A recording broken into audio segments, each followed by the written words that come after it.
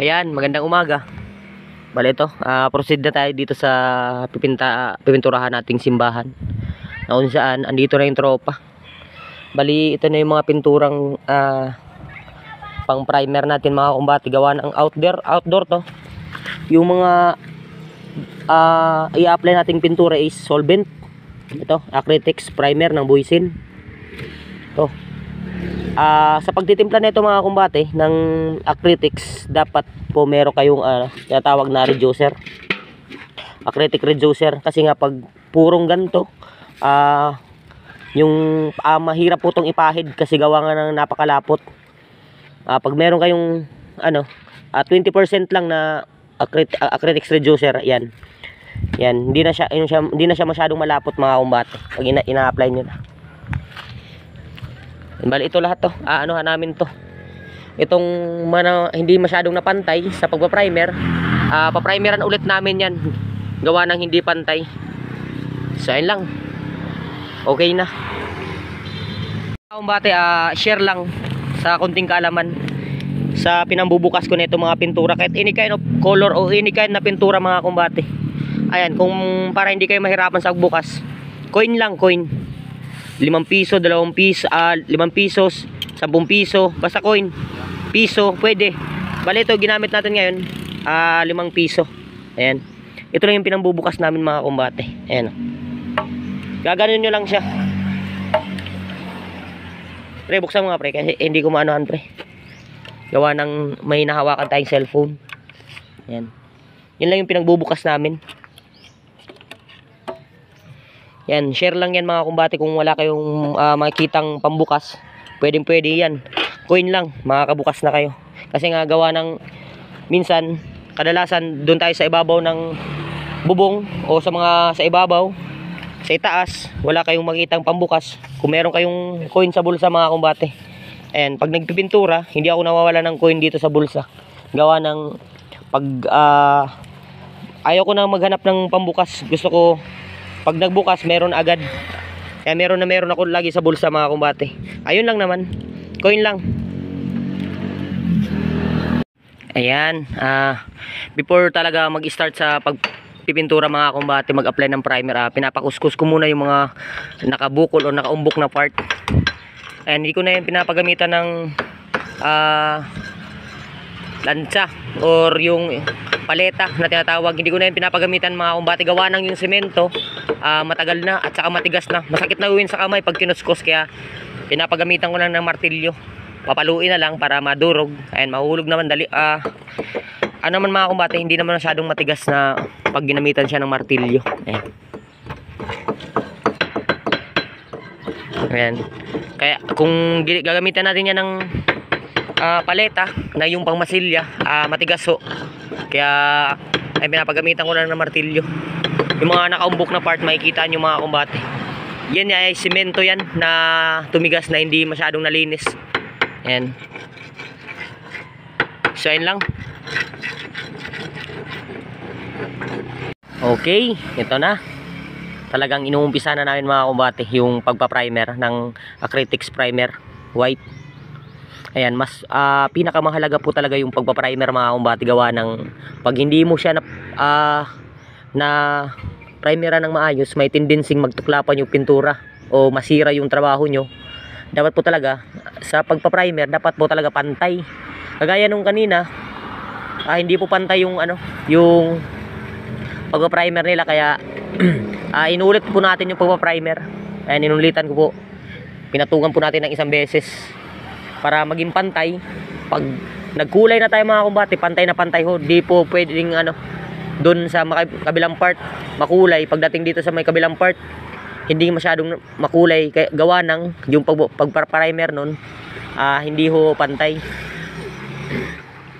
Ayan, talagang nakikisama po yung panahon. Ang ganda ng panahon mga kumbate. Hindi masyadong mainit, hindi rin makulimlim, talagang sakto-sakto lang. Ayan. Ngayon pa lang to uminit mga kumbate, kasi gawa nung nakarang mga araw umuulan-ulan po. Bali ngayon uminit ng ganito, kaya inumpisan agad natin. Okay na. Yan, talaga nakakamangha yung mga tropa mga kumbate dahil gawa ng nananghalian ho kami. Tapos bali iniwan ko sila saglit. Pagkabalik ko ganito na ho yung nagagawa nila. Ayan, sinadjust ko lang yung ganyan yung kulay. Bali tinimpla ko na agad yung kulay mga kumbate para in case na matapos sila sa pagpa-primer, makulayan agad. Bali yan agad yung nagawa nila. Talagang kahit wala ako dyan, talagang may gumagawa mga kumbate. Mapapansin nyo naman, makikita nyo naman sa ano, ay napakaganda na. Bali yung mga poste, yung nagkukulay puti na yan, mga beam, hindi ho yan light blue. Yung kulay ho niyan is dark blue yung kulay niyan. Kaya ayan, naka primer lang yan, naka primer. Ayan, bali pinapaliningan ko na sa kanila. Ayan, ganda na ho, napakaganda na. Hindi pa totally finish, pero mapapansin nyo na yung ganda mga kumbate. Dito lang to sa Seventh-day Adventist Church Tagapwa. So ayun lamang po. Maraming salamat.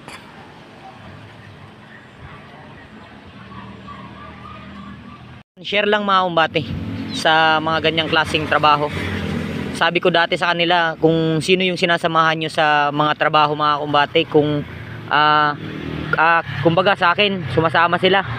Kung ano yung talent na meron ako mga kumbate, kung matagal na silang sumasama sa akin, talaga makukuha nila yan mga kumbate. And si parang Jibong, pumasok yan sa akin, parang wala pa siyang ganong karanasan sa pagdating sa construction. Pero ngayon, siya na siyang mason, welder, saka ngayon pintor, paniwago. Pre, di ba pre? Ayan, parang Jibong, pumasok sa akin, parang wala pa siyang ano, pero ngayon, siya na siyang mason, welder, saka ngayon panibagong tinuturo ko sa kanila yung pagpipintura. Bali ngayon nakukuha na nila. Si Balong parang nararound na rin to. Round na yung skill nito mga kumbate. Ayun, marunong mag-lining. Talaga napakatuwid. Ayun oh.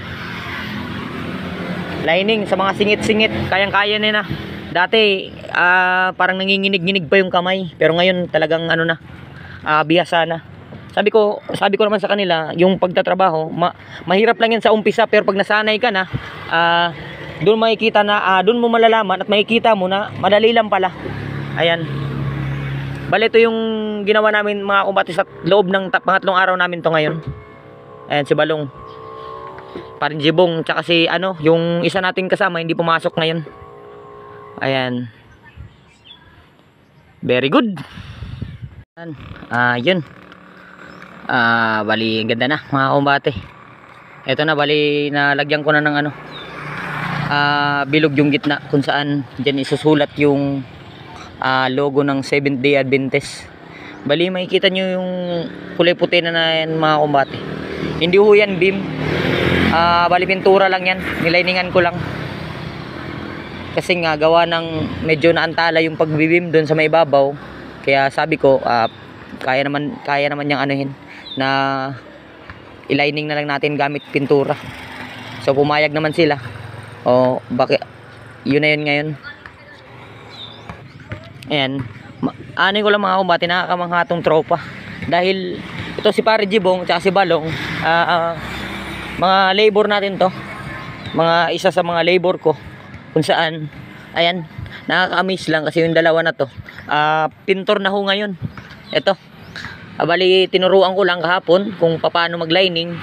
Agad-agad naman lang nakukuha na agad. Kaya ayan, sa mga ganyang klaseng bagay mga kumbate, dapat hindi po tayo mag-i-stick sa isang kaalaman, kung saan dapat mag-level up pa ho yung kaalaman natin.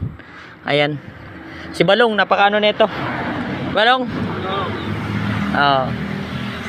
Isa nating dating masipag na labor ngayon, ayan mga kumbate, nagla-lining na, marunong ng mamintura. Tsaka si Paring Jibong. So ayun lamang.